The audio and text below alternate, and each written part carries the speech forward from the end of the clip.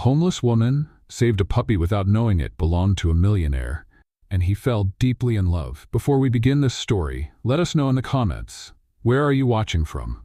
Enjoy the story. Emily was selling candy at a traffic light when she heard the screech of tires. A loud thud, followed by a desperate yelp. She turned quickly and saw a puppy lying on the street, shaking in pain. His little paws were twitching, and his eyes were wide with fear. Without thinking, she ran to him, dropped to her knees in the middle of the road, and picked him up like she was saving something more precious than her own life. "It's okay. I'm here, all right? I'm right here," she whispered, her voice shaky as tears blurred her vision.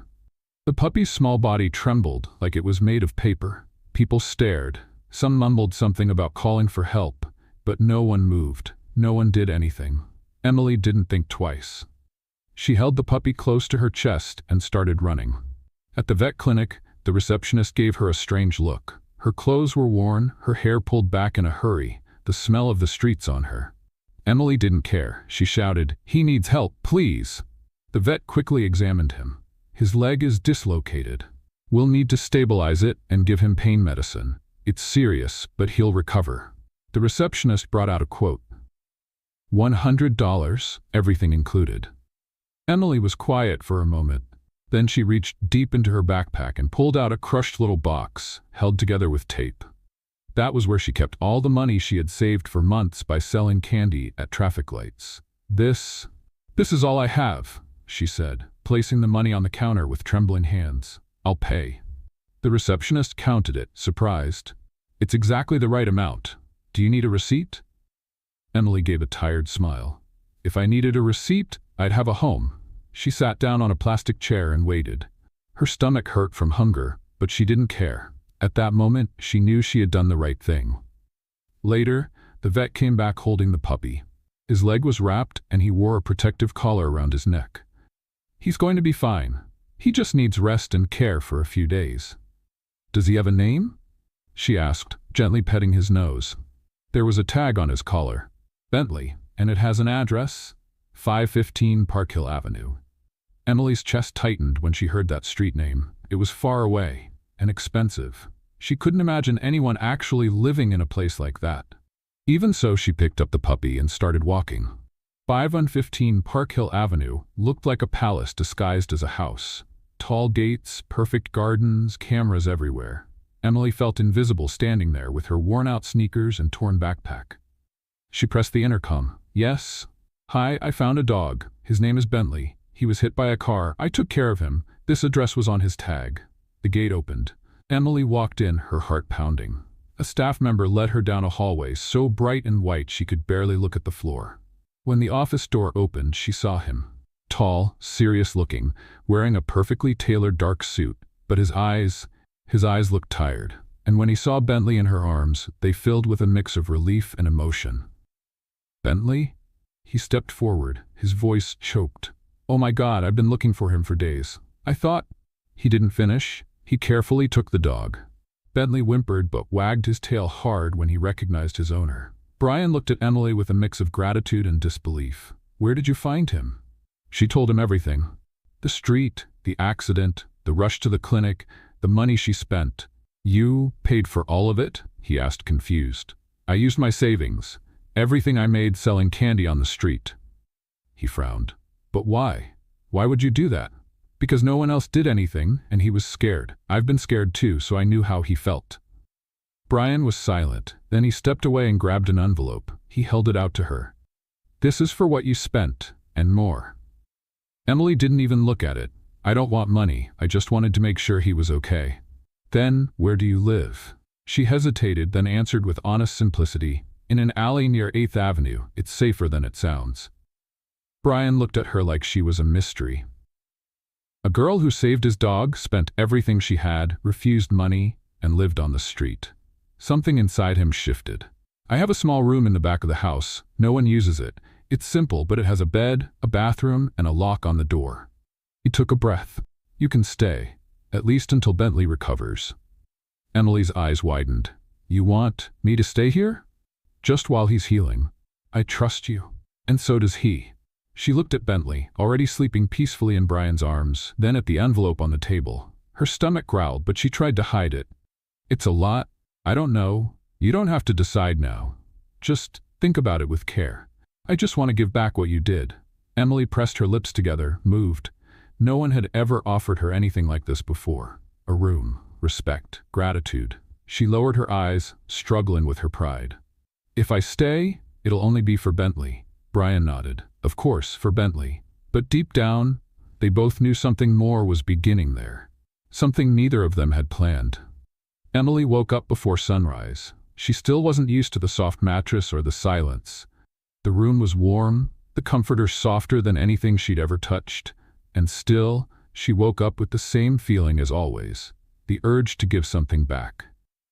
She got up quietly, tied her hair with an elastic she found in her bag, and went straight to the kitchen. Helen hadn't shown up yet, which meant she had time. No standing around doing nothing, she whispered to herself, determined to be useful. She opened the cabinets and grabbed what she could recognize. Coffee, a thermos, sliced bread, eggs. She turned on the stove, poured water into the coffee maker, and was about to crack the eggs when white smoke started coming from the side of the stove. She frowned. Huh.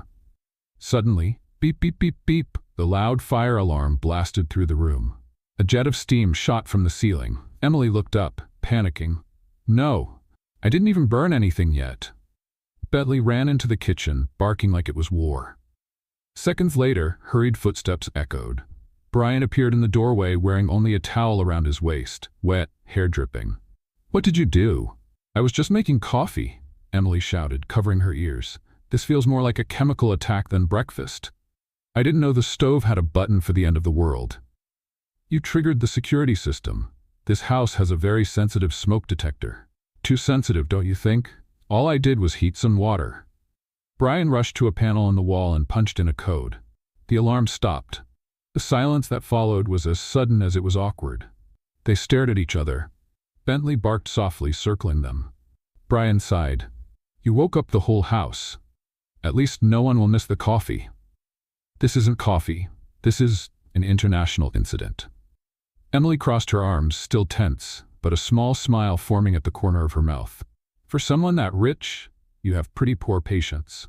Brian let out a low sound, almost a laugh. And you have a natural gift for disaster. Thanks. I try. Helen showed up right after, muttering complaints. Emily was banned from getting within 2 meters of the stove for the rest of the day. Still, she insisted on helping in other ways. She tidied up the guest room, organized Bentley's toys, and even tried to clean his water bowl, though she spilled half of it on her own foot. Out in the garden, she found Andrew, the driver, sneaking a smoke behind the ivy wall. Hey, you're the hero of the day, he said, with a slight grin. Hero? I think I'm more like the fire alarm villain. Depends how you look at it. Mr. Scott hasn't walked around the house in a towel in years. Helen nearly fainted. Emily laughed out loud, then quickly covered her mouth. I didn't mean to cause all this. I just wanted, I don't know, to be helpful. Here, my dear, no one tries. We just survive, he said, half dramatic, half joking. But it's nice to have someone around who shakes things up. She didn't fully get what he meant, but she liked the sound of it. Later, in the office, Brian called her in with a serious tone. Emily came in a bit nervous, sitting on the edge of the chair like she was afraid of getting it dirty. I've been thinking about our talk this morning, he began, opening a folder on the desk. If this is about the coffee, I swear. No, it's about a formal agreement. She looked at him, cautious. I'm going to hire you, officially, for 2 weeks, to take care of Bentley full-time, with salary, food, and housing included. Emily blinked. All that? For 2 weeks? That's the expected time for his full recovery, and I want everything documented. You'll have the freedom to come and go, but there will be basic rules. Like? No setting off alarms, he replied, deadpan. She laughed. Brian slid the papers across the table. Read it carefully. You can say no if you want. Emily picked up the papers and looked at the lines filled with terms she barely understood. Then she grabbed the pen on the table, but it didn't work. She tapped it twice, blew on it, scribbled on a blank page. This pen is as dry as you are, she muttered. Excuse me? Nothing. Just thinking out loud. She tried again, and finally the pen worked. She signed the contract with the steady hand of someone who knew what they were doing. Even if she wasn't sure about anything, Signed, she said, pushing the paper back. Brian took it, glanced over it quickly and nodded. Welcome officially to the team, miss? Just Emily. All right, just Emily. She raised an eyebrow. Was that a joke? Don't get too excited. Too late. I already feel like part of the family. Careful. Around here, the family's a bit dysfunctional. Better than none, she replied with a small but sincere smile. Brian stayed silent for a few seconds. Then he stood up and offered his hand. Welcome, Emily. She shook his hand, and in that handshake, as formal as it was, something had changed. That evening, Emily was on the living room couch, with Bentley sleeping in her lap. The TV was on, showing one of those cooking shows with grumpy judges, but she wasn't paying attention. It was her second night there, and even though she was comfortable, part of her still couldn't believe it was real. She was wearing a soft bathrobe Helen had lent her, and her hair was tied up loosely. Bentley was breathing deeply and calmly, like he was finally home. Emily smiled and gently stroked behind his ear. Everything felt peaceful, until the front door opened without warning. The heels were the first thing she heard, sharp, firm steps echoing through the entryway. A woman walked into the room like she owned the place. Tall, slim, perfect makeup, and a perfume that filled the space before she even said a word. Emily sat up straighter on the couch, automatically covering her legs with the robe. The woman looked at her with disguised disdain. Then she looked at Bentley. Well, at least someone here still has good taste, she said, completely ignoring Emily as she bent down to touch the dog. To Emily's surprise, Bentley let out a low growl. What's that, sweetheart? The woman stood up, as if the dog had insulted her. You forgot me that easily? That's when Brian appeared. Natalie? Good evening, she replied, forcing a smile. You weren't picking up, so I thought I'd stop by. Figured we could talk, but I see you're busy. Brian glanced at Emily, then back at Natalie. This is a house, not a runway. You can't just barge in. Barge in? Please. I still know the door code, and your assistant never blocked me from the calendar. You know me, Brian. I never cared much for small rules. She crossed her arms, and only then did she look back at Emily from head to toe. What an interesting figure. You've always had a thing for charity, haven't you? Always picking up lost causes. Emily didn't know what to say. The comment hit like a slap, but Brian didn't hesitate. Watch what you say. Am I wrong? You are. Completely. Natalie laughed, flipping her hair to the side. No need to pretend. It's obvious this is temporary, just like all the others. But if this is your way of getting back at me, congratulations. You did it. This isn't about getting back at you. You don't belong here anymore, Natalie. Emily carefully stood up, picking Bentley up in her arms. She wanted to leave the room, disappear, vanish. But before she could, Natalie took another step. You're really going to trade me for this? She gestured toward Emily. Some random girl wearing your robe? Emily swallowed hard. Brian, without looking away, replied, She means more than any of your appearances in recent years. Silence. Natalie stood there for a few seconds, like she was looking for something to say. Then, she forced a smile. This isn't over. She turned and left, the sound of her heels fading down the hallway. Later, the house was quiet. Emily sat on the edge of the bed, still in the robe, holding Bentley, who was fast asleep and unaware of anything. Natalie's words echoed in her head. Lost cause. This is temporary, some random girl. She knew the woman was just trying to hurt her, but it was hard not to let it sink in. She got up and headed to the door, planning to go to the kitchen for a glass of water. Walking through the hallway, she stopped when she heard a voice coming from the office. The door was slightly open. You always do this, Natalie. Always. It was Brian. He was on the phone. No, this isn't jealousy. You had your chance, and you threw it away over a stupid betrayal. Emily froze. I really tried to move on. I did. But you didn't let me. You'd show up at my house, my events, in my life, like I was something you owned. Silence on the other end of the line. Then Brian continued. You know why this still gets to me? Because you lied to me. And I blamed myself for a long time, thinking it was my fault. Maybe I still do. Emily took a step back, but the floor creaked under her feet. The door suddenly opened. Brian saw her standing in the hallway, eyes wide. Were you listening? She didn't know what to say. His expression changed. Were you spying on me? Emily tried to explain, but he was already walking toward her. You had no right. That was a private conversation. The door was open, I didn't, her voice broke. Great, one more person digging through my life. Emily felt her face burn. She pressed her lips together, held Bentley tighter, and turned around. Maybe it was a mistake to stay here. Maybe it was, he said sharply. Emily went back to the room, her heart pounding. It had been a sudden impulse, but she knew that even if she tried to stay distant, she was already involved. And now, maybe she had gone too far. She threw her robe on the bed, grabbed her backpack, and started packing her things. She was leaving. It was the right thing to do. Before things got worse, Bentley started barking when he saw the backpack being closed. Emily knelt beside him. Hey, it's okay, all right? I just need to go.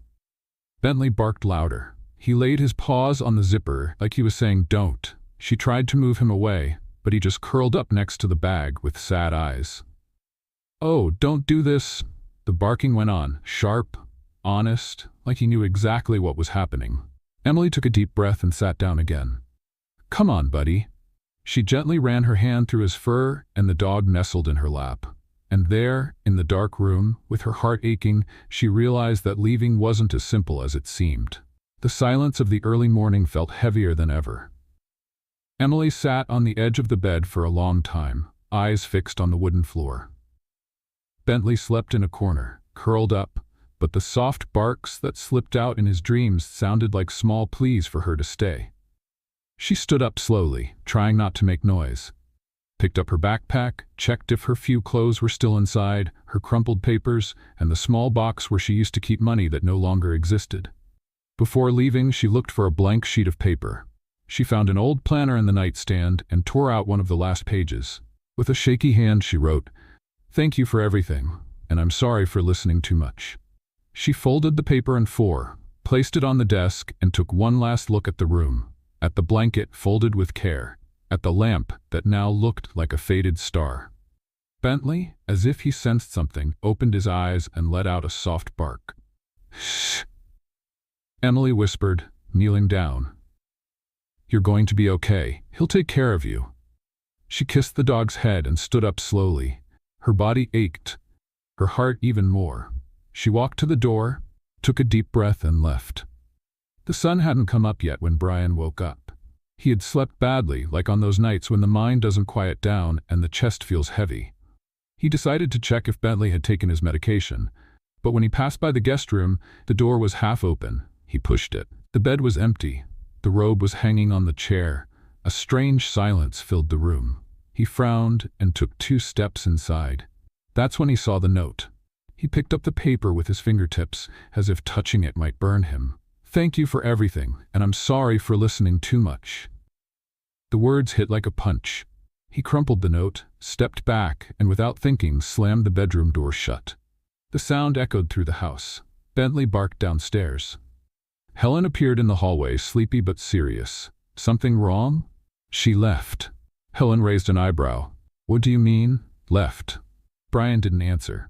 He just went downstairs, ignoring the coffee, the planner, the messages on his phone. Nothing seemed to matter at that moment. He sat in the office chair, staring at nothing for a few minutes, then suddenly stood up and called Andrew. "I want you to find Emily. Now."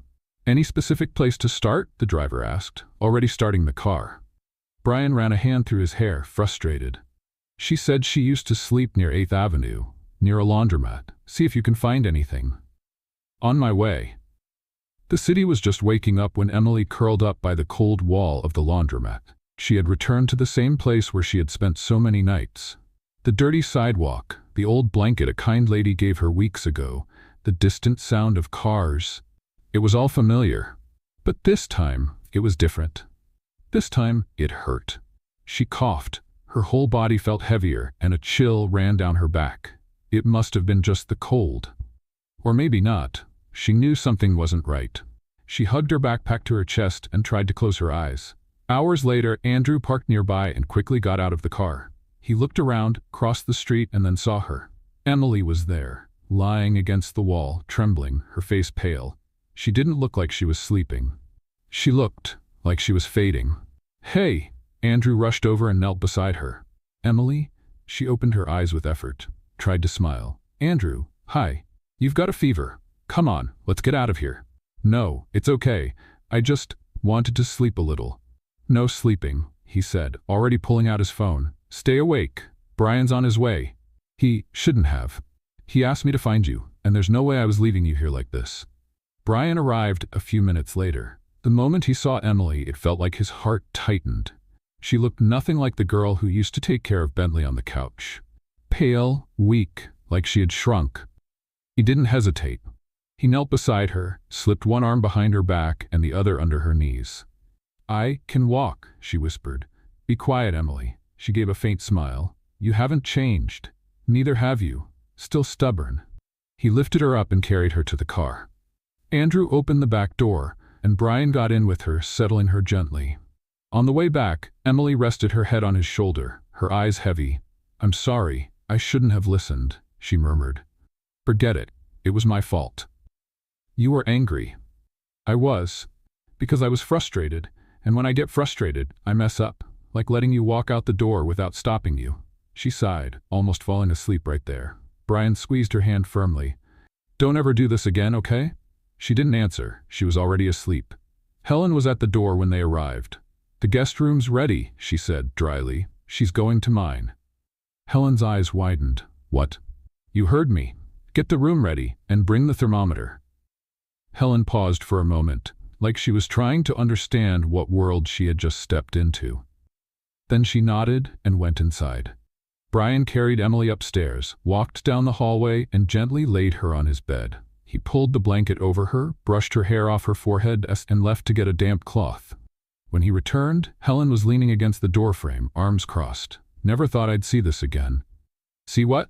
The old Brian, the one before the coldness, the one who cared. Brian gently wiped Emily's forehead, ignoring the comment. She saved Bentley.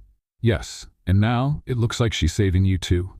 He didn't respond. He looked at Emily's calm face and knew right then that something inside him had already changed. Maybe it started with the dog. Maybe with the way she refused the money. Maybe with her smile, even while carrying the weight of the world. The fever was gone, but Emily still felt weak, like a strong breeze could knock her down. Still, when she opened her eyes that morning and saw the soft light coming through the window, she had a childlike urge to go outside and breathe some fresh air. She sat up slowly, still in bed, and looked around. She was in Brian's room. Clean sheets, a light scent of tea on the nightstand, and a folded blanket at the foot of the bed made it all feel even more surreal. It wasn't the kind of place she pictured herself. And yet she was there. Bentley, as if sensing she was awake, gently jumped onto the bed and rested his head on her lap, with a calm look in his eyes. She stroked behind his ear and whispered, I know, I don't understand what's going on either. A little while later, Helen walked in with a plate of fruit and a distant tone in her voice. Good morning. You look human again. Emily gave a small smile. Not sure if that's a compliment. That's the closest you'll get from me, Helen replied, walking out. Brian came in right after, looking tired, like he hadn't slept much, if at all. You look better. Still a bit weak, but alive.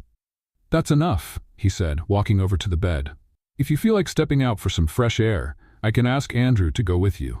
Emily shook her head. I need to walk by myself, just for a little bit, can I? He hesitated for 2 seconds before answering. Take Bentley with you, and your phone. Call me if anything happens.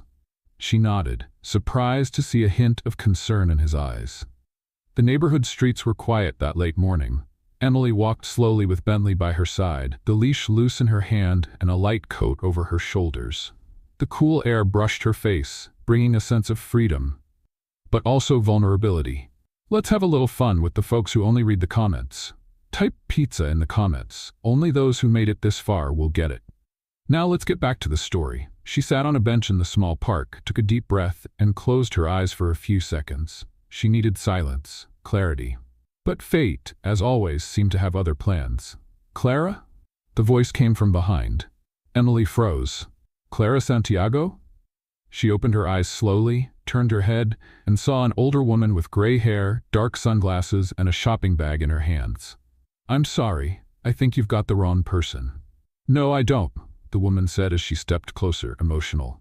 It's me, Maggie. I used to work at your house, in the kitchen. My goodness, after everything that happened, no one knew where you had gone. Emily stood up right away. I'm not that person anymore. You don't understand. I saw everything, Clara. I know it wasn't you.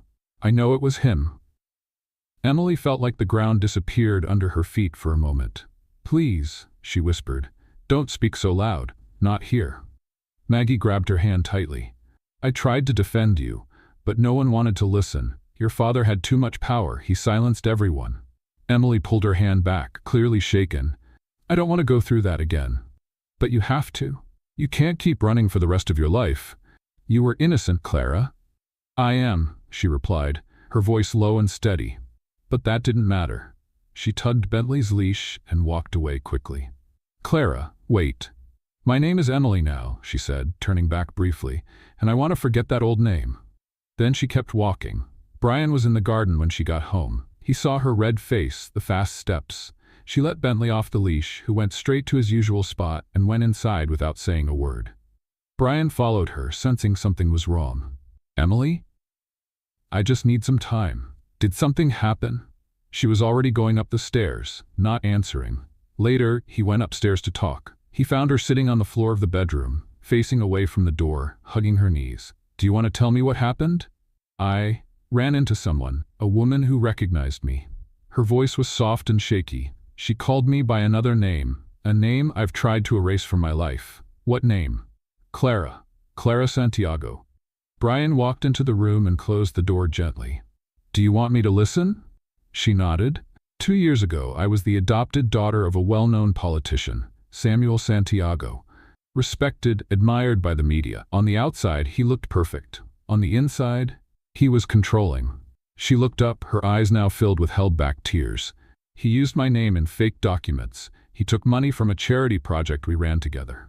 When it all came out, he blamed me. And since it was him against a 21-year-old girl with no proof, no support, no one believed me." "Not even your mother?"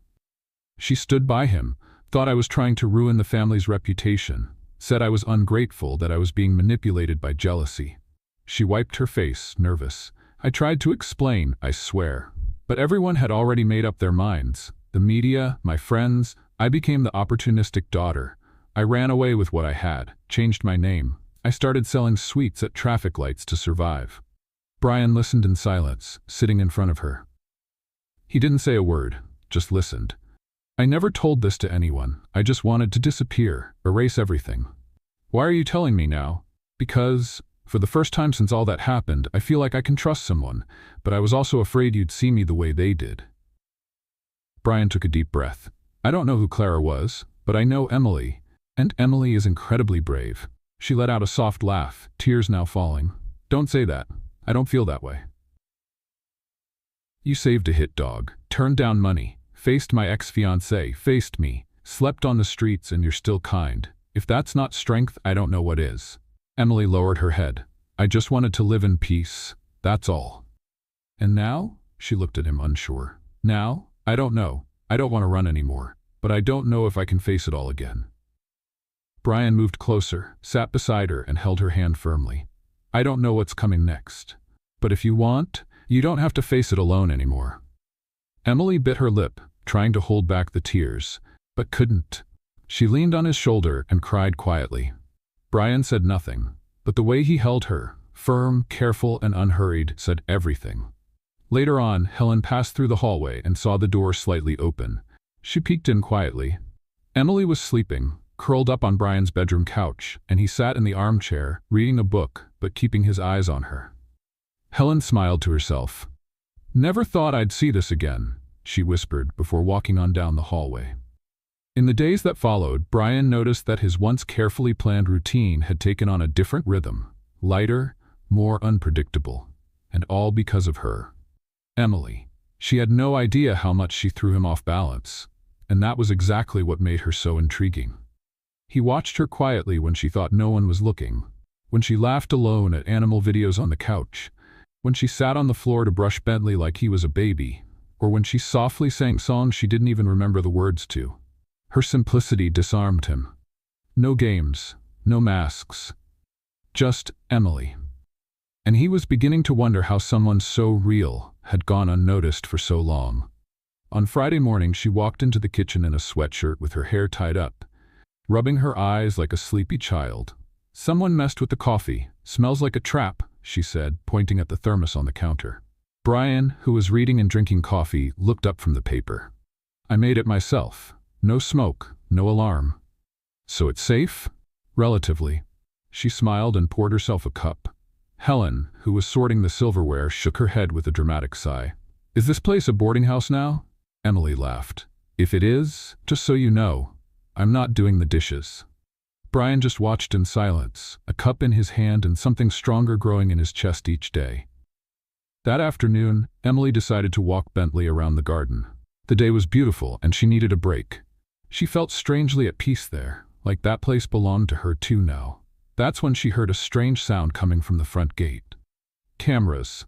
Lots of them. And voices. There she is. She's right there, someone yelled.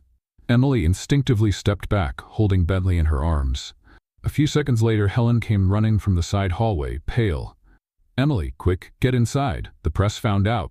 What? Someone leaked that you're here. Probably Natalie. Emily froze. She did that? She's toxic and vindictive. Before they could react, the doorbell rang, and behind the glass, a familiar figure. Natalie. And next to her, a man with a microphone and a smile that was way too wide to be genuine. Is Brian home? She shouted. I brought someone very curious to meet your new friend. Emily's face burned. Brian appeared seconds later, walking firmly, expression calm. What's going on? Just a quick interview, nothing invasive. The whole country wants to know who's captured the heart of New York's most private man. I didn't give anyone permission to come in, Brian said firmly. Oh, relax, Brian, Natalie said with a poisonous smile. It's just a light chat, unless you have something to hide. The reporter stepped forward. Mr. Scott, is her name really Emily? Is it true she's living here with you? Is this a new relationship?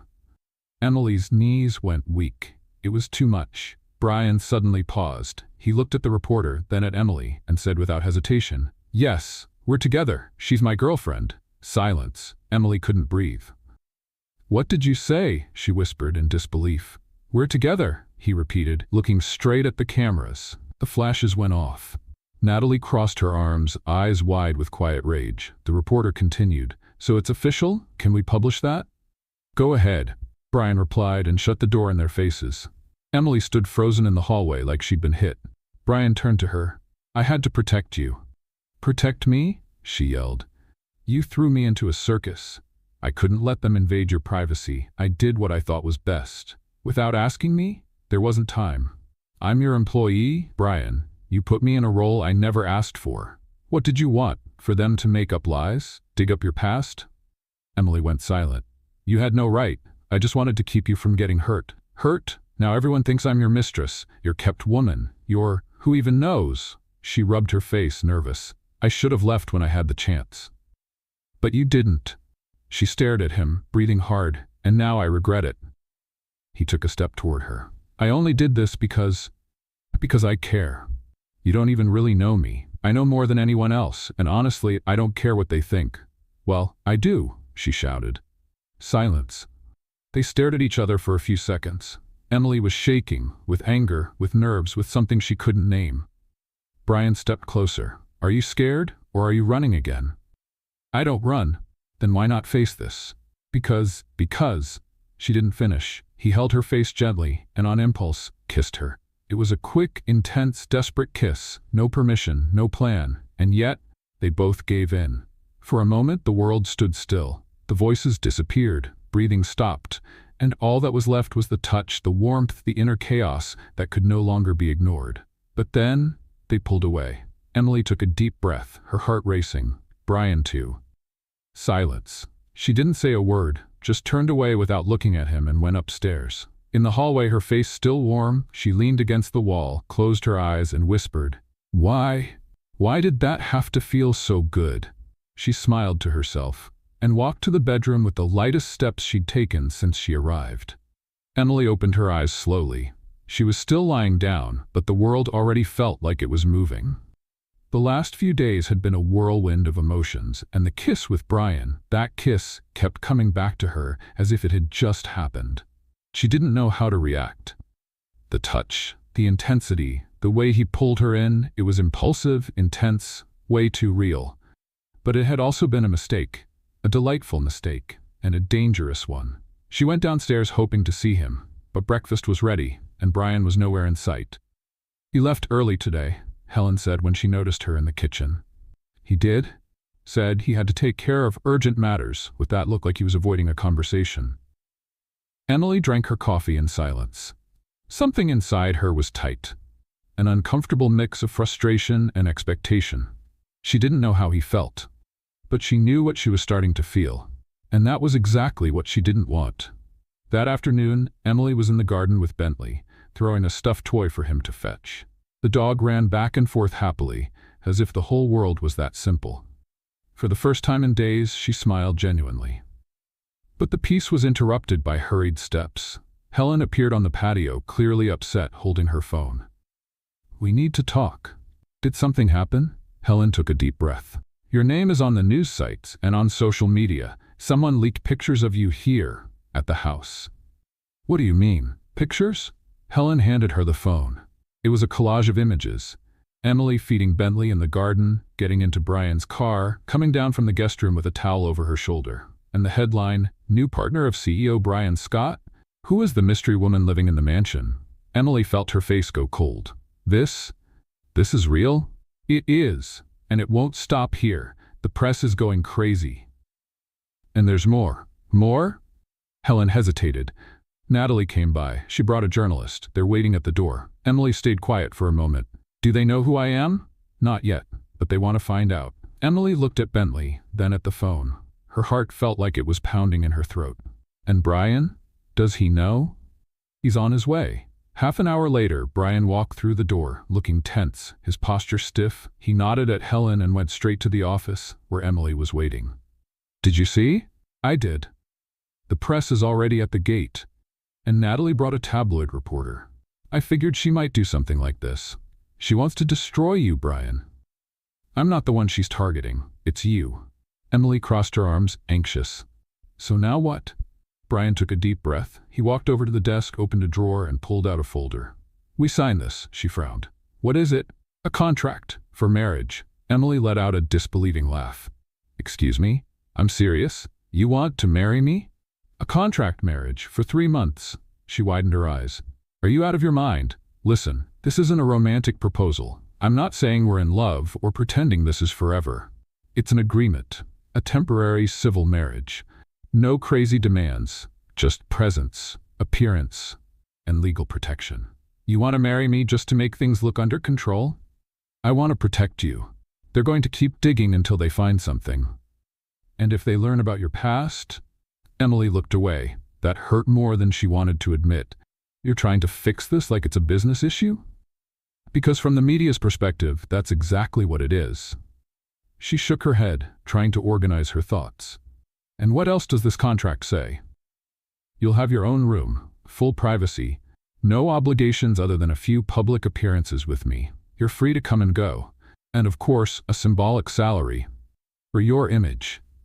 Emily looked at him, stunned. "This is insane. I know. It's gonna look even weirder. We just suddenly get married like it's all staged. They'll believe it. It's better if it looks like a sudden decision than letting them make up something worse. And after the 3 months, we get divorced. No scandals, no problems at all." She stayed quiet. Part of her wanted to tear up that contract. But another part knew Brian was right. She had a choice to make, and if there was anyone truly trying to protect her, even in a strange way, it was him. "Did you sign it?" "Yes," Brian said, handing her the folder. She looked at the paper for a long moment, then picked up a pen. "This pen doesn't work. Blow into it. It's a favorite of mine." She blew, scribbled a little in the corner, and signed with a steady hand. "There." Brian reached out his hand. "Welcome to the most unlikely wedding of the year." She shook it, smiling softly. "I just hope it doesn't become the most talked about one." The next morning, the headline was everywhere. "Surprise wedding. Brian Scott confirms marriage to unknown heroine. She saved my dog and my heart." Emily almost dropped her phone when she saw it. "My heart?" She stormed into the office. "Brian, did you give an interview?" "I made a quick statement. You said I saved your heart. Poetic license? This is a contract, not a poem." Brian raised an eyebrow. "Would you rather I said it was just about the dog?" "I'd rather you stop surprising me." That would be impossible. Emily crossed her arms, trying hard not to smile. Helen showed up at the door with a tray. I just saw the news. So, are you two going on a honeymoon? Only if it involves ice cream and a remote control, Emily said dryly. Very romantic, Helen murmured. In the days that followed, things started to shift between them. The contract brought rules, but also a surprising sense of freedom. They laughed more than they should have, argued over who would heat up the food, competed to see who made better popcorn. And at events, like Brian's foundation benefit dinner, the looks they exchanged felt too real to be fake. We're getting good at acting, she said once. Or maybe we're just being ourselves.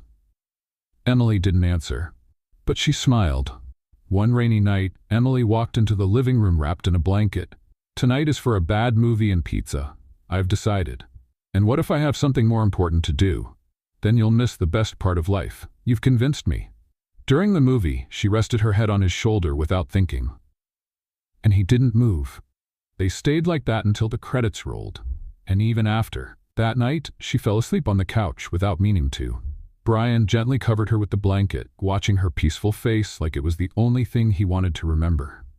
The next morning, Emily woke to the sound of rain. Brian was on the porch, standing with 2 mugs of coffee.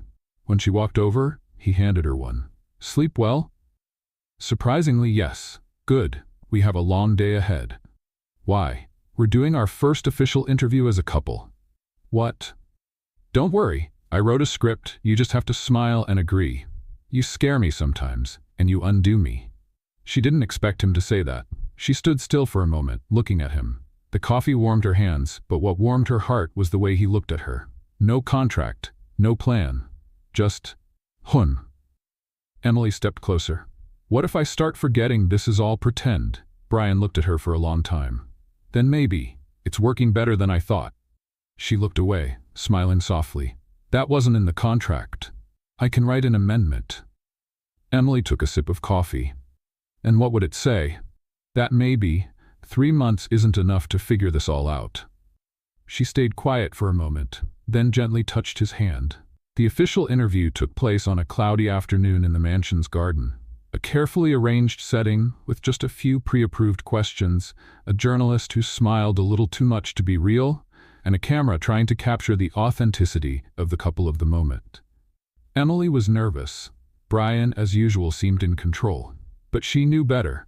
She had learned to spot when he pressed his fingers into his leg, when he swallowed hard before answering, and when he blinked more than usual. The image was calm, but the man behind it was something else. So how did you two meet? The journalist asked in a friendly, almost fatherly tone. Emily and Brian looked at each other. She answered first. I saved his dog, and I think in a way, he saved me too. Brian looked at her a second longer than he needed to, then added, Life has a funny way of working. Sometimes it brings 2 opposites together to show that no one has to be whole to deserve company. His answer felt more honest than anyone expected. Even the journalist stayed silent for a few moments. After the interview, Emily went straight to her room. She wanted to get away from the cameras, the makeup, the rehearsed words she used to hide what she was really feeling. She no longer knew what was real and what was just acting. She only knew one thing. Being around Brian was becoming dangerous and addictive. An hour later, he knocked on the door. May I? You're already in, she replied, lying on her back, still wearing the dress from the interview. Brian sat in the armchair. You were amazing downstairs. I was a fraud. No, you weren't. It was all just acting, Brian. What you said was real. Emily looked him in the eyes. And what about what you said? Silence. I didn't lie, he finally said, but I didn't say everything either. Then say it now. Brian took a deep breath. He looked down, then slowly lifted his eyes. You know my name. You know I'm the CEO of a billion-dollar company. You know I live here, but you don't know why I'm like this. Cold? Controlled. Reserved? Lonely. I noticed, she said with a slight smile. When I was 12, my mother died. Cancer. Fast, aggressive, devastating. My father never handled it well. He was a businessman, focused, strict, and when she died, he taught me one lesson. Weakness is an opportunity for others to destroy you. Emily slowly sat up on the bed, listening closely to every word. I was trained never to show emotion, to be the best, the fastest, the strongest. There was no room for pain, for doubt, for failure, and that took me far in business. But it pushed everything else away. Friends, relationships, real people. Even Bentley was my therapist's idea, an empathy exercise, she called it. Emily smiled gently. Did it work? It worked until he ran off and got hit by a car, he said with an ironic smile. And then, you showed up. She lowered her eyes. Brian, the truth is you throw me off balance. I don't know what to do with what I feel for you. I don't know how to make sense of it. That's why I get quiet sometimes, or act like a fool. She walked over to him and sat on the arm of the chair. I'm scared too. He looked at her, surprised. You? Scared to believe, to get attached, to think this might be real. Brian leaned his forehead against hers. What if it is? Emily closed her eyes. Then we'll have to learn to live without a script. The next day, Emily found a box at her door. Inside was a photo album, but it wasn't hers, or Brian's. It was his mother's, old photos, some faded, others more recent. Brian as a child, smiling next to a woman with kind eyes. A picnic, a vacation, a birthday with a homemade cake. She turned each page carefully, and at the end there was a note. I've never shown this to anyone, but now I want you to know the person who taught me how to love, before I learned how to hide. B. She held the note to her chest for a while. Then she ran down the stairs. She found Brian in the library, alone, typing something on the computer. Thank you, she said. He looked up. For what? For trusting me. For opening up. I'm still learning, and you're doing well. He smiled. The days that followed felt lighter. Something had changed between them. They no longer talked about the contract. They started acting like it was all real. Not because they had to, but because they wanted to. They cooked together, talked about TV shows, laughed at Bentley's antics, who now slept right in the middle of their bed like it was nothing. Helen watched everything quietly from a distance. Until one afternoon, while Emily was arranging flowers in the living room, Helen walked over with a thoughtful look. Can I ask you something? Of course. What do you feel for him? Emily was surprised. For Brian? Yes. She held a flower longer than she needed to. Then she answered, I think I got lost in him, but in a good way. Helen nodded. He's different now. Is that good? If it's because of you, it's wonderful. Later, Emily and Brian were invited to a charity event organized by an NGO that helped underprivileged children, one of the few causes Brian truly supported. During the event, Brian gave a short speech, praising the NGO's work and thanking everyone for being there. At the end, he took Emily's hand. And I'd also like to take this moment to thank the woman who's been my foundation these past few months. My wife, Emily. The room filled with applause. Emily blushed. But she didn't let go of his hand. Is this still part of the contract? She whispered. No, this is part of the truth. On the way home, in the car, Emily rested her head on Brian's shoulder. I'm scared of when the 3 months are over. Me too. What if it doesn't work out? What if it does? She smiled, her eyes slowly closing. Then promise me one thing. Anything. You're not going to hide who you are anymore. Not from me, not from yourself. I promise. And you? What? Are you going to let me be real too? Brian squeezed her hand gently. You're the most real thing that's ever happened in my life. The next morning, Helen walked into the living room with a tray and a suspicious look on her face. You two spent a lot of time in the garden yesterday, huh? She casually commented. Good conversation, Emily answered, trying to cover it up. Sure, Helen said with a smile. Just letting you know, Andrew is making bets with the gardener about when you two will fall in love for real. What? Oh, and there's a pool too. I bet on next weekend. Helen, Emily exclaimed, blushing. Don't judge me, dear. It's been years since this house had a good romance story. I'm just having some fun. Emily shook her head, but couldn't help but smile. Something told her that maybe even Helen was rooting for that. That night, Emily and Brian decided to take Bentley for a walk around the block. The dog had been restless all day, and they both wanted to clear their minds a little. The breeze was soft, and the sky was clear. They walked side by side in silence when Bentley suddenly pulled on the leash hard. Bentley, calm down, Emily yelled, but it was too late.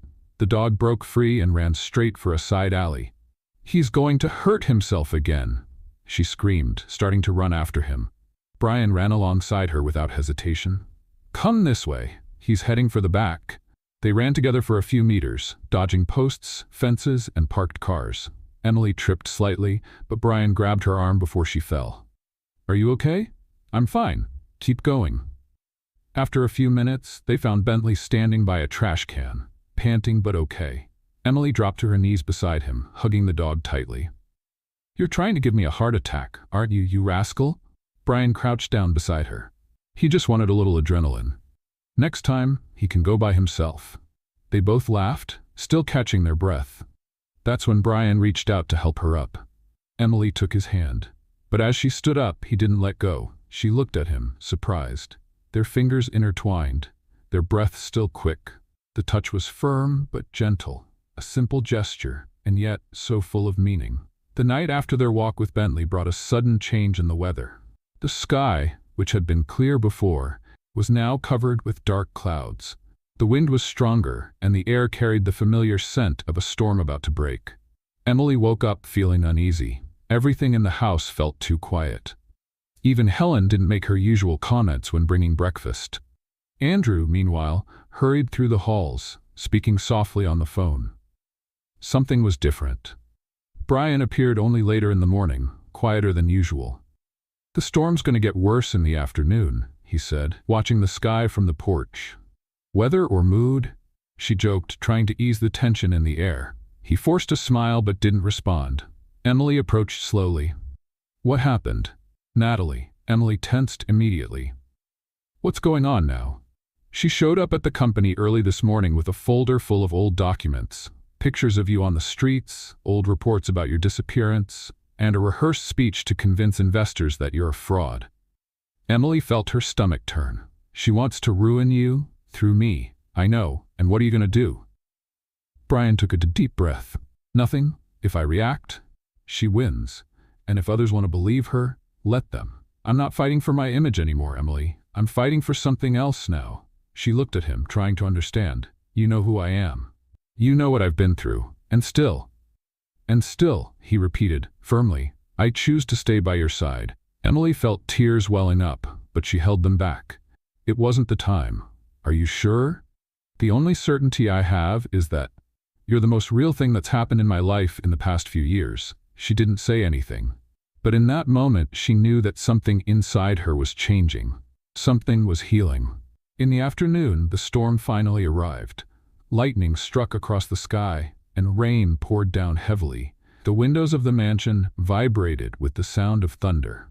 Emily stayed in the library, curled up in a corner, reading one of Brian's old books. Bentley slept at her feet. Brian came in hours later, his shirt wet from being outside. "Are you crazy going out like that?" she asked, putting down the book. "I went to the gate. The press is still there. And now they brought drones. Drones! Welcome to the world of digital chaos." She got up, grabbed a towel, and gently pulled him inside. She started drying his face, as if it were the most natural thing in the world. "You don't have to do this," he murmured. "I know, but I want to." Brian watched her intently. Her touch was light, but each gesture said more than 1,000 words. "Why are you still here?" he asked suddenly. Emily stopped. "Because I don't want to run away anymore." "Even with all this?" "Even with all this." Silence. She kept drying his hair, her hands slightly trembling. "I'm tired of pretending too," he confessed. "Tired of controlling every step, every word, every feeling. With you, I can just be myself, even when I don't know exactly who I am." Emily smiled, her eyes filling with tears. "And with you, I can stop defending myself." Brian pulled up a chair and made her sit in front of him. He grabbed a blanket and covered her. They sat there in silence, watching the rain fall. "When my mom died," he said, his voice soft, "I promised myself I'd never let anyone get close enough to break me again. I kept that promise for a long time. Until now, until you." Emily bit her lower lip, moved. "I don't know what we are, Brian, or where this is going. Me neither, but I know what I don't want, to lose this." She reached out her hand, and he took it. The storm was still outside, but inside the library there was a truce, a safe space where old wounds were slowly starting to heal. Hours later, Helen appeared at the library door, holding an extra blanket and a look that said she already knew everything that was going on. "You two want to have dinner here, or keep pretending you're not a real couple?" Emily and Brian laughed at the same time. "We'll have dinner here," Emily said, snuggling in closer. Okay, but if I hear a kiss in the middle of the room, I'm going to pretend I'm gone, Helen replied, turning away. That night, Brian surprised Emily with something simple, a letter. She found it on the bed next to a rose. I don't know how to write beautiful things, and maybe I never will. But today, watching you read To the Sound of the Rain, I realize that some people don't come into our lives to complete us. They come to remind us of who we are when we forget. You remind me, Brian. She held the letter against her chest, moved. Then she went downstairs, found Brian on the couch with Bentley on his lap, and just sat down next to him. No questions today, she said, no answers either, just presence. And they stayed like that. The next morning, the storm had passed. The sky cleared, and the air carried the scent of wet earth. Emily opened the window and took a deep breath. Brian was already outside in the garden, watering the plants. Shirtless, completely carefree, she smiled, crossed her arms, and leaned against the window. Trying to provoke me? I'm watering. What about you? I'm admiring the view. He laughed nonstop. The storm's over. Yeah, outside and inside. She went down and joined him. She grabbed the hose and started helping, even though she didn't know anything about gardening. Do you know what you're doing? No, but I'm trying. That goes for both of us. They exchanged glances and laughed once again. Later, Andrew showed up with a cardboard box. This came for you. No sender, but I think you'll want to see it. Inside the box was only a black envelope, and inside the envelope, a photo. Emily recognized it immediately. It was a photo of her, still on the streets, sitting in an alley with Bentley before the accident, and on the back a handwritten note, "Truths always find a way to surface." A chill ran down Emily's spine. Brian took the envelope from her hands and read it. Natalie, what do we do? He took a deep breath. Nothing. How come? We don't give her the power to control anything anymore. What if she goes to the press with this? Then let her come. We have nothing left to hide. Emily nodded, but something strange began to grow in her chest. The storm may have passed, but maybe the biggest test of all was yet to come. The photo stayed on the living room table for hours. Emily walked by it countless times, as if ignoring it could make it disappear. But the image was too clear. Her, sitting in an alley, thin, exhausted, with Bentley wrapped in a torn blanket on her lap. And the phrase on the back burned like a warning. Truths always find a way to surface. Brian tried not to push, but she knew he was paying attention, more than ever. Do you want to talk about it? He asked while they ate in silence that night. Emily took a few seconds before answering. Not now, but tomorrow. Brian nodded, and kept his promise not to press. The next morning, Emily woke up before the sun. She quietly changed clothes, took the note she had written by hand, and left it on the pillow. It wasn't an escape. It was just a need for clarity. She left alone. She walked for several blocks until she reached the subway station. Her destination, Maggie's house, the woman who had recognized her in the square. The only person, years ago, who had quietly extended a hand when everything had fallen apart. Maggie greeted her with a sweet smile and a long hug. I thought you wouldn't come back. I needed to think. And now? Emily looked around. The house was modest, but full of memories. Old photos, porcelain cups, hand-embroidered pillows. I want to face this, everything, for the first time. Are you ready? Emily took a deep breath. I am. By late morning, she called Brian. I need to show you something, and tell you everything, but I need you to come here, alone. Brian didn't hesitate. Less than half an hour later, he was knocking on Maggie's door. Emily was waiting for him, her eyes calm, and a brown envelope in her hands. What is this? It's what's left of the documents from the NGO my father used to launder money, with my forged signature. She handed it to him, and Brian slowly opened it. Photos, receipts, copies of transfers, manipulated reports. Maggie kept all this? She tried to protect me back then, but she was threatened and kept silent. Now she wants to make things right. Brian looked at Maggie with respect. Thank you. She smiled humbly. I just did what I should have done before. Emily turned her gaze back to Brian. Now you know everything. There's nothing hidden anymore. He held her hand tightly. And none of that changes who you are now. It just confirms the courage you've always had. Her eyes filled with tears. Do you still want to stay by my side? I didn't leave by accident, and I won't stay out of convenience. I stay because I want to, because I choose to. She lowered her gaze, moved. For the first time in years she felt light. Then it's time to go back, he said, pulling her close, because we have one more truth to show the world. In the afternoon, Brian called a surprise press conference at the company's headquarters. The room was full of journalists, cameras, and curious onlookers. Emily stayed by his side the whole time, silent. Brian stepped onto the stage with an envelope in his hands. I'm here today to protect something more important than any contract. The truth. There were murmurs. Cameras adjusted. In the past few days, rumors have circulated about my wife, he looked at her firmly, and her past. Rumors planted, manipulated, and distorted by people who refuse to accept that change and overcoming challenges are real. He raised the envelope. This material contains proof that Emily was a victim of a scam, that her name was used by someone who should have protected her, and yet she faced life with dignity, never seeking revenge. A buzz filled the room.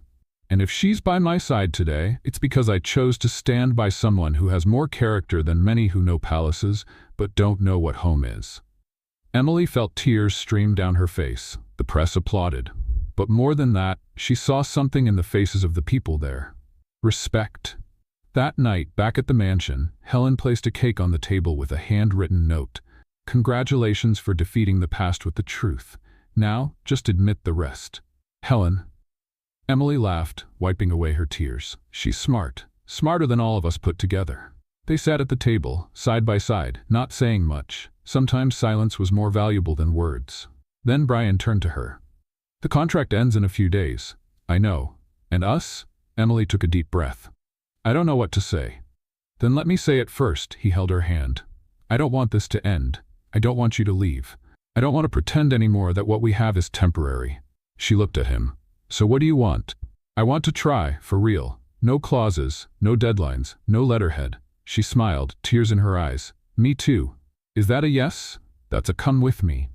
Brian pulled her into a hug, and they stayed there for a long time, embraced, feeling that, at last, what had been improvised had become a choice. Outside, Andrew and Helen were watching from the kitchen window. So? Andrew asked, sipping his coffee. I bet they'd confess before the contract ended. I won, Helen said triumphantly. And what did you bet? You'll wash the dishes for the whole week. Andrew grumbled. I knew this romance was going to cause me trouble, Helen laughed. Totally worth every dirty dish. Later in the bedroom, Emily looked out the window as the moonlight softly entered. Brian approached from behind and hugged her. Can I tell you something? Of course. For the first time, I feel whole. She smiled, still looking at the stars. I do too. And I don't want this to be the end of anything. Me neither. Brian kissed the top of her head. Then let's make the next chapter, the beginning of everything. It was as if time had stopped. Since the press conference where Brian revealed the truth to the world, the days passed by quietly and peacefully, as if the universe had finally decided to give the couple a break, who had lived for so long between mistrust and scars. Emily woke up every day with a calmer heart. Not because everything was solved, but because now she knew she didn't have to run away anymore. She didn't need to hide. And, most importantly, she didn't need to pretend. Brian had also changed. It was visible. His steps were less hurried. His eyes, which used to be so cold and calculating, now lit up when they met hers in the morning. He had allowed himself to be someone other than the CEO. And that, to Emily, was the greatest sign of love he could offer. The contract between them had expired 2 days ago. But neither of them mentioned it. Neither of them felt the need to bring it up. Because when something stops being an agreement and becomes a choice, it no longer needs to be discussed. It just needs to be lived. That afternoon, Emily received a note. It was on the pillow of the chair where she liked to read.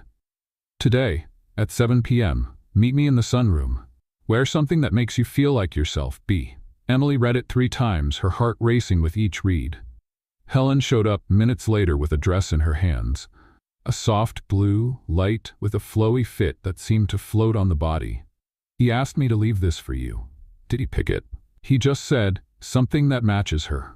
And I'm an expert at that, Helen replied, winking. Emily smiled, feeling butterflies in her stomach. She had no idea what Brian was planning, but something inside her told her that tonight would change everything. At 6:59 p.m., she went downstairs. Helen and Andrew were waiting for her in the hall. "He's out there." "Go," said Helen, adjusting a loose strand of her hair with a motherly smile. "You look beautiful, Emily," added Andrew, visibly emotional. She took a deep breath and went.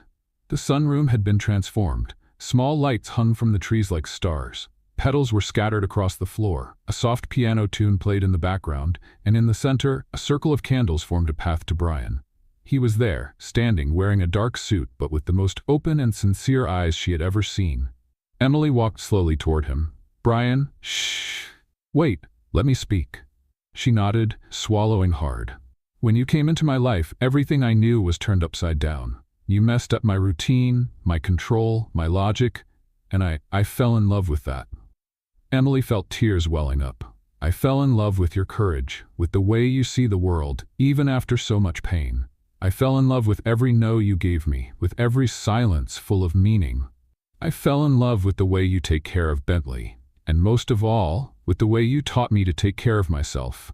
He took a deep breath, pulled out a small box from his pocket, and kneeled. "I don't want to live calculated days anymore, or relationships with expiration dates. I want the unpredictable. I want the silly arguments, the bad coffee, the awkward jokes. I want you, Emily." She brought her hands to her mouth, already crying. "Will you marry me?" Emily dropped to her knees in front of him and hugged him tightly. "Of course I will. I've wanted to for a long time, even before I knew I wanted to." He laughed, emotional, and slid the ring on her finger. A simple ring with a small stone in the center, but with a sparkle that seemed to hold everything they had lived through. "So it's official," she said through tears. "Now it's for real." "It always has been," he replied before kissing her. The wedding happened 3 weeks later, simple, intimate, perfect. The ceremony took place in the mansion's garden at sunset, with lights hanging and white chairs. Helen organized everything masterfully, and Andrew, emotional, was responsible for bringing the rings, with Bentley trotting beside him wearing a tiny tuxedo. Emily entered in a light dress, her hair loose, and a smile so genuine that even the sky seemed to stop to watch her pass. Brian waited for her at the altar, his eyes full of emotion, wearing the same suit from the night of the proposal, because, according to him, that suit had brought him luck. The vows were spontaneous, sincere. "You saved me," said Emily. "Not from the street, not from the past, but for myself. You reminded me that I could still be loved." "And you healed me," Brian replied. "You showed me there's life beyond control, and that love is losing the fear of falling." They got married to applause, tears, and smiles, and the kiss at the altar was everything a fairy tale ending should be: long, emotional, and full of unspoken promises. At the party, Helen gave a speech that brought both laughs and tears. "I never imagined I'd see this man in love. But if there's anyone who could melt his ice, it's this woman with a hurricane soul." Andrew added, "And if I had known that a run-over dog would bring all this, I would have bought another just to do it again." Everyone laughed. Even Bentley barked at just the right moment. Later, away from prying eyes, Emily and Brian sat on the garden swing, still in their wedding clothes, barefoot, their hands intertwined. "And now?" she asked, eyes closed. "Now, we live. Together. Always. Even when I'm mad. Especially when you're mad, and when the world tries to bring us down, we hold on tight, like now." Emily rested her head on his shoulder, feeling the night breeze brush against her skin. "I like the sound of that. I liked you a lot more." They laughed, and that night, with the scent of flowers and the distant sound of music, Emily was certain of something she never dared to believe. She hadn't just been saved, she had been chosen. And even more importantly, she had chosen too. What did you think of Emily and Brian's story? Leave your thoughts in the comments. On a scale from 0 to 10, what rating would you give this story? Subscribe to the channel and turn on the notification bell to follow all our stories, and feel free to check out more touching stories by clicking here on the final screen.